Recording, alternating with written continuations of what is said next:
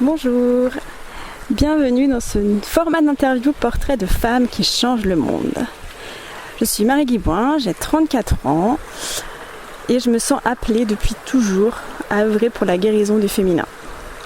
En juin 2019, j'ai démarré l'écriture d'un journal mensuel accessible par abonnement. Dans ce journal, je partage mon cheminement de femme, de maman, d'artiste, d'entrepreneur. L'écriture et la connexion à la nature ont ce grand pouvoir d'ouvrir cet espace à recevoir l'inspiration. Tu écris toi aussi ? Tu vas dans la nature ? Quand j'ai reçu cet appel à interviewer et photographier des femmes chez moi, dans mon univers, en harmonie avec la nature, je ne pouvais pas l'ignorer. C'est comme si ce projet m'attendait depuis toujours. Et ça commence maintenant, avec ma toute première invitée d'honneur que j'ai reçue au bord de la rivière magique à Montaulieu. Bonjour, c'est Marie. Alors j'ai une voix un petit peu émue parce que c'est la première fois que je reçois une star au bord de la rivière pour un portrait de femme qui change le monde. Donc voilà, je suis un petit peu tremblante. Je suis avec une sorcière aujourd'hui qui s'appelle Morgane. Bonjour Morgane. Bonjour Marie et bonjour chers auditeurs, chères auditrices. Alors, as-tu toujours su que tu étais une sorcière ? Oui, en tout cas je l'ai su tôt parce que déjà je porte un prénom de sorcière.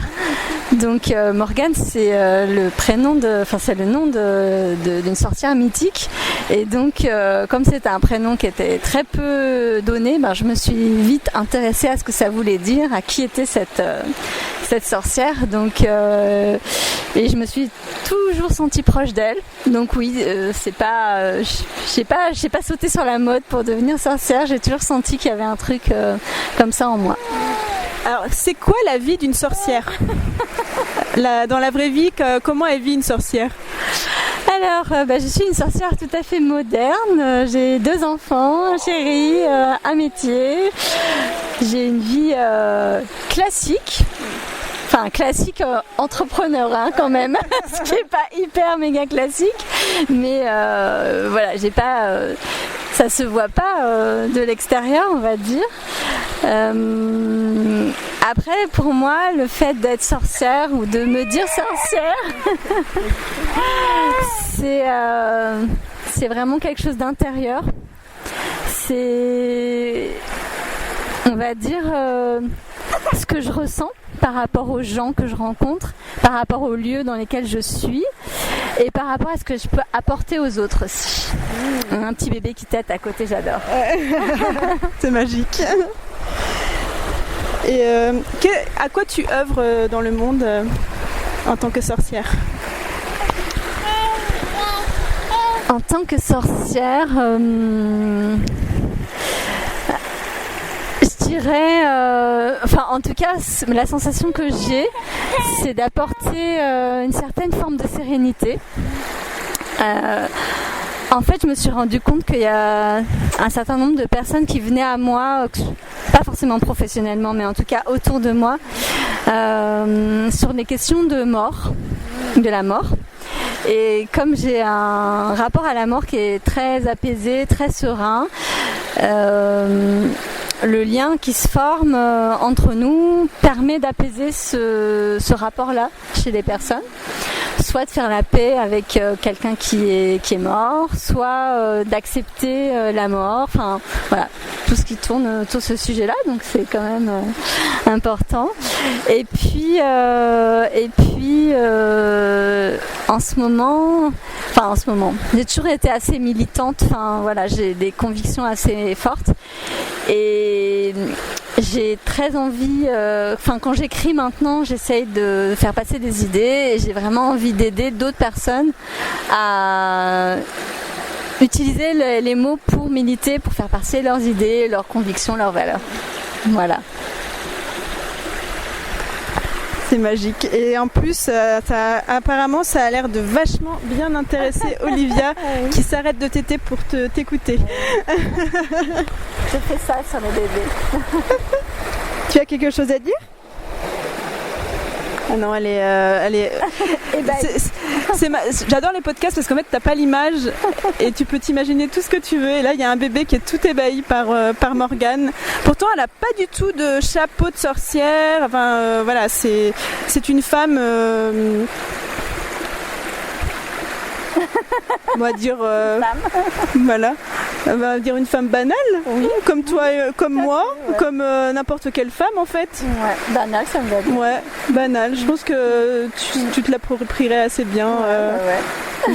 Vu que apparemment tu aimes aussi la simplicité, donc. Oui. Et comment tu fais? Alors, ça passe plutôt par ton métier. Ce à quoi tu œuvres, par exemple, pour aider les gens à avoir une approche, à ne pas avoir peur de la mort, ou tu fais ça plutôt dans ton quotidien? Enfin, comment est-ce que tu peux développer un peu? Bah, en fait, je le fais sans avoir rien à faire. C'est-à-dire que c'est au-delà de n'importe quelle action. Je me suis juste rendu compte que c'est ce qui se passait chez les personnes qui venaient à moi. Okay. Que ce soit dans mon activité professionnelle, parce que les gens me racontent très facilement des choses autour de la mort, mais ça peut arriver n'importe quand. Par exemple, pour te donner un exemple qui va peut-être te parler, j'ai fait beaucoup d'accompagnement de la classe de mes enfants. Et cette année, j'ai accompagné la classe de ma fille à la piscine pendant 4 ou 5 mois, donc j'ai beaucoup vu les enfants. Et en fait, il y a une petite fille qui m'a raconté que son petit frère était mort. Et elle m'en a parlé comme ça pendant 5-10 minutes. Et à la fin, elle m'a dit voilà, je veux plus en parler maintenant. Et c'était terminé. Et je pense que ça, c'est des choses que moi, j'ai l'habitude. Et j'en ai parlé à d'autres personnes qui m'ont dit non, mais les enfants, ils nous parlent pas de la mort, en fait, c'est toi spécialement. Donc voilà, c'est des choses qui arrivent. Donc c'est pas quelque chose que je mets en œuvre, c'est quelque chose qui se passe. D'accord, ok. Voilà. Après, maintenant que j'en ai conscience, peut-être que... Mais je cherche pas, tu vois, je dis pas si tu as peur de la mort, viens à moi. Non, c'est plus, je pense que c'est des choses qui doivent être spontanées et que la personne doit ressentir sans forcément le comprendre ou sans forcément le conscientiser. Mais à un moment donné, il y a cette rencontre qui se fait, qui peut être très courte d'ailleurs.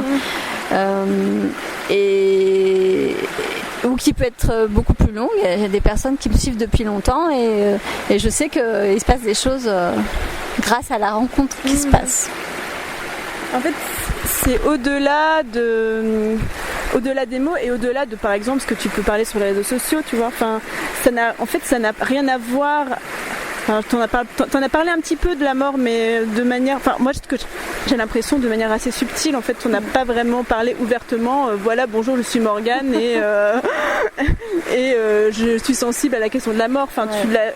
Tu l'as dit entre les lignes de temps en temps, mais tu ne l'as jamais dit comme ça ouvertement. Enfin, j'ai pas l'impression en tout cas. En fait, j'en ai parlé dans mes livres. Ça revient souvent. Mais c'est vrai que c'est pas une thématique que je développe spécifiquement professionnellement. C'est plutôt quelque chose qui pour moi fait partie de mon quotidien. Mais je pense que vraiment que les gens le sentent sans avoir besoin que j'en parle. Et je suis même persuadée que si je le faisais de manière plus systématique, ça casserait quelque chose et ça empêcherait certaines personnes de venir. Ça casserait un peu la magie en fait. Oui, puis ça fait peur. Oui, c'est flippant la mort.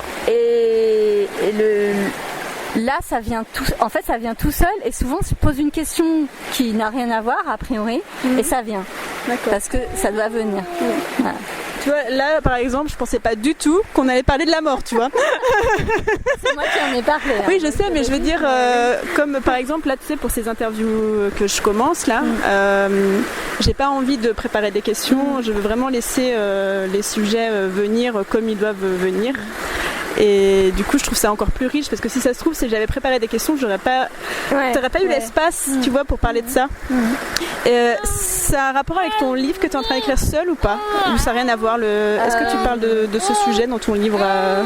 Je parle pas de la mort, je parle beaucoup de violence. D'accord. C'est un livre sur la violence. et sur l'amour, parce que de toute façon tout est lié. C'est vraiment un livre sur la vie, donc c'est pas le sujet. Après, forcément, quand il y a de la violence, je pense qu'il y a toujours la mort qui rôde en fait. Mais c'est un livre de pardon aussi, de compréhension de sa vie, de différence, enfin voilà, il y a plein de sujets que j'aborde, mais c'est un livre qui est assez dur, mais en même temps, je pense qu'il est comme la vie quoi. La vie c'est dur, mais si tu dis les choses telles qu'elles sont, ben c'est plus facile, je trouve. C'est vrai. Et on peut prendre ton livre en cours de route, je sais pas, tu le partages En fait, je le prévends, c'est-à-dire que si on l'achète aujourd'hui, on reçoit là où il en est aujourd'hui. D'accord, ok.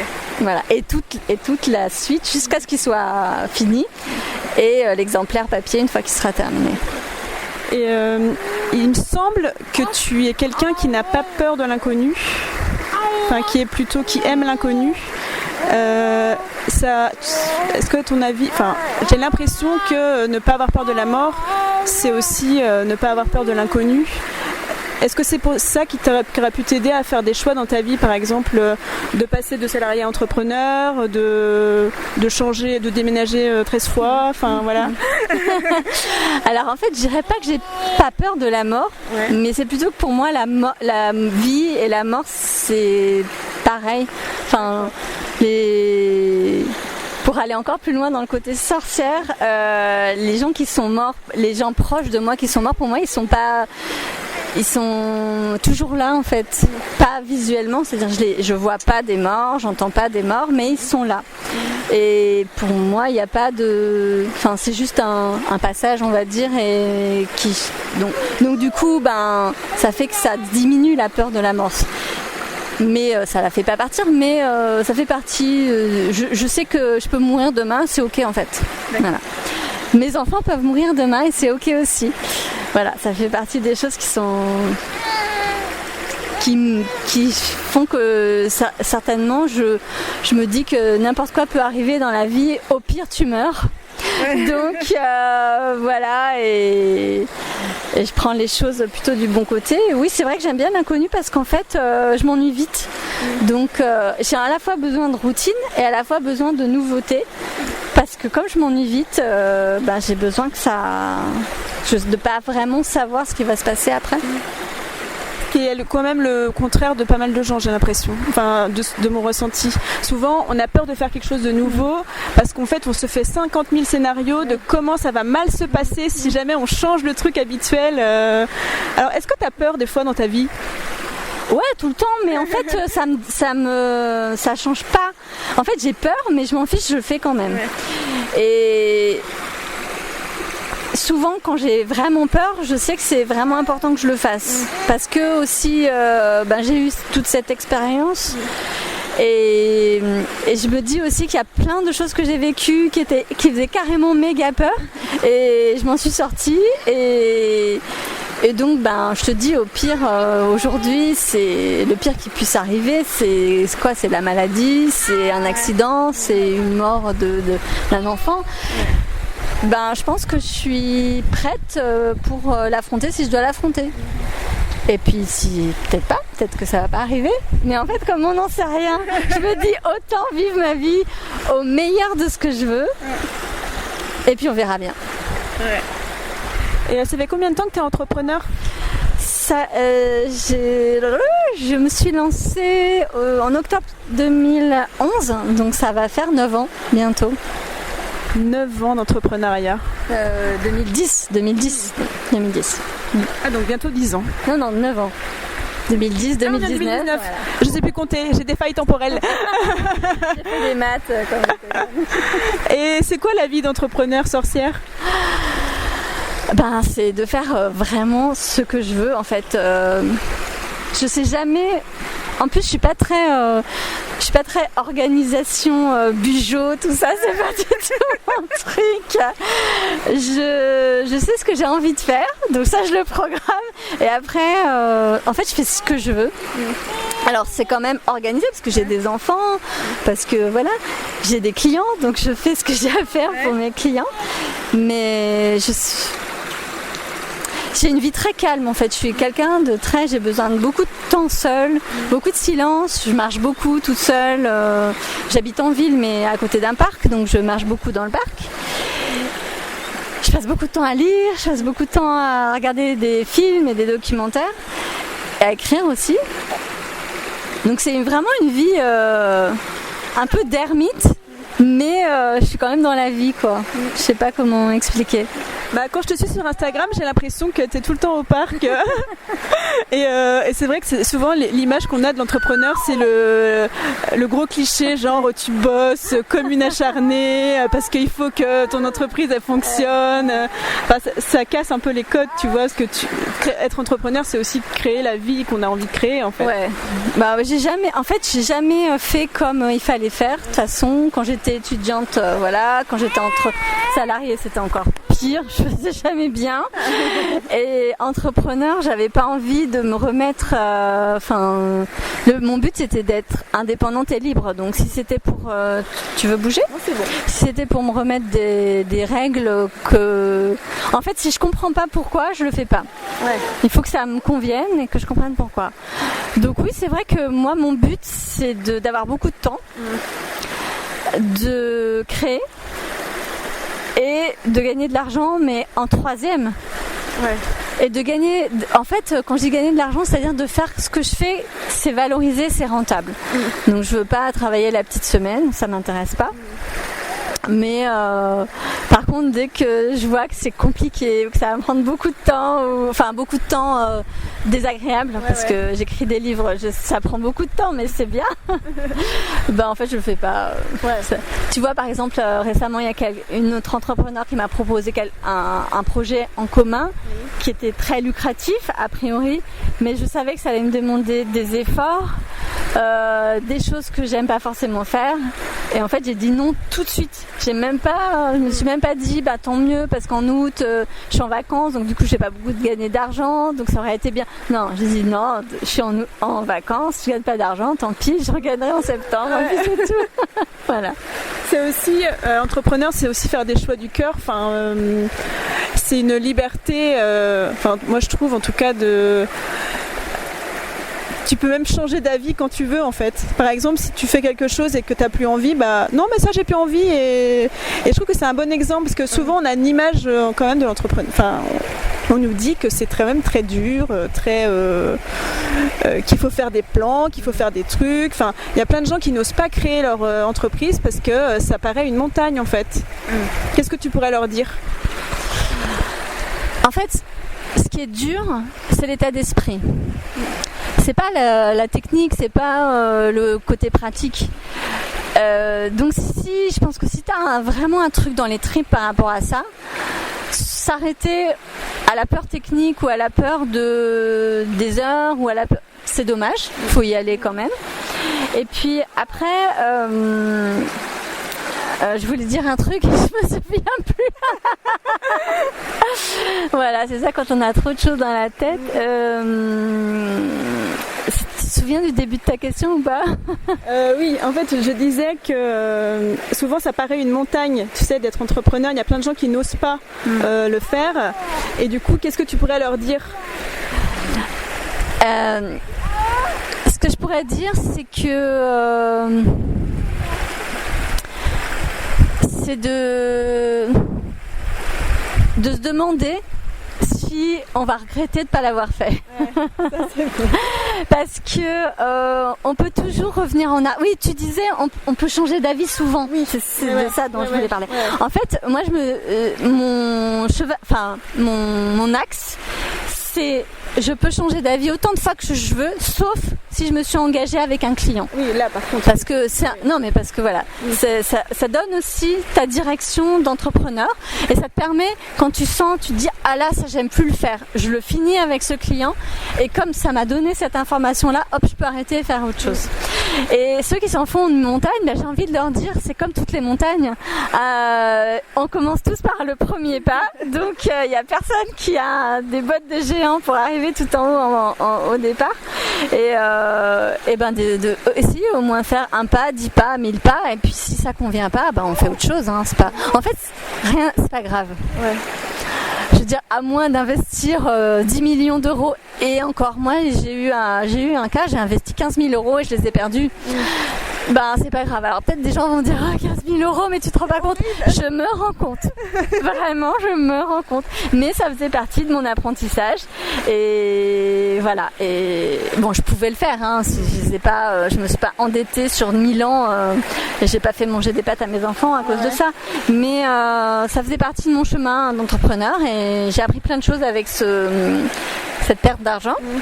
Et vraiment, je pense que il vaut mieux faire et puis se dire voilà, j'ai vécu cette aventure et finalement c'est pas pour moi, ou j'ai pas réussi mais ça m'a appris plein de choses, que de se dire à 80 ans c'est dommage, j'aurais bien aimé être entrepreneur. Quoique on peut être entrepreneur à 80 ans. C'est vrai. Franchement, pas de limite. Il y a rien qui n'empêche, ni l'âge, ni le handicap, ni la maladie, ni les enfants, ni la solitude, ni rien n'empêche d'être entrepreneur. C'est que des excuses, ça, si on les a. C'est clair. Et justement, en tant que maman, parce que souvent il y a aussi ça comme blocage, tu vois, quand on est maman. Enfin, moi je viens juste d'être maman, donc du coup, c'est un sujet qui me touche aussi pas mal. En tant que femme, on a de par la société, on a beaucoup de responsabilités. Être femme, être mère, être libre, être tout. Sublime. Voilà, être sublime, magnifique. On doit être de telle manière.